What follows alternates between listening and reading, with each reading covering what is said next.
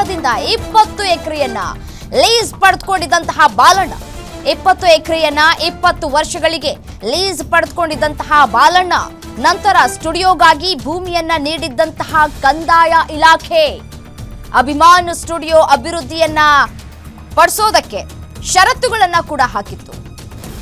10 ಎಕರೆಯನ್ನ ಮಾರಾಟ ಮಾಡಿರುವಂತಹ ಬಾಲಣ್ಣ ಕುಟುಂಬ ಎಕರೆಗೆ 14,37,15,000 ರೂಪಾಯಿಗೆ ಮಾರಾಟವನ್ನ ಮಾಡಿದ್ದಂತಹ ಬಾಲಣ್ಣ ಮೊಮ್ಮಗ ರಿಸರ್ವ್ ಫಾರೆಸ್ಟ್ ನ ಅನಧಿಕೃತವಾಗಿ ಸೇಲ್ ಡೀಡ್ ಮಾಡಿರುವಂತಹ ಆರೋಪಗಳು ಕೂಡ ಕೇಳಿ ಬರ್ತಾ ಇದೆ. ಬಾಲಣ್ಣ ಮೊಮ್ಮಗ ಕಾರ್ತಿಕ್ ರಿಂದ ರಾಘವೇಂದ್ರಗೆ ಮಾರಾಟವನ್ನ ಮಾಡಲಾಗಿದೆ. 10 ಎಕರೆ ಮಾರಾಟವನ್ನ ಮಾಡಿದಂತಹ ಬಾಲಣ್ಣ ಮೊಮ್ಮಗ ಕಾರ್ತಿಕ್ ಮಾರಾಟವನ್ನ ಮಾಡಿದ್ರು. ಷರತ್ತುಗಳನ್ನ ಕೂಡ ಬ್ರೇಕ್ ಮಾಡಿದ್ದಾರೆ. ಷರತ್ತುಗಳನ್ನ ಉಲ್ಲಂಘಿಸಿ ಮಾರಾಟ ಮಾಡಿದ್ದಕ್ಕೆ ಜಾಗವನ್ನ ಇದೀಗ ಸರ್ಕಾರ ಮುಟ್ಟುಗೋಲನ್ನ ಹಾಕಿಸಿಕೊಂಡಿದೆ. ನೋಡಿ, ಷರತ್ತುಗಳನ್ನ ವಿಧಿಸಲಾಗಿತ್ತು.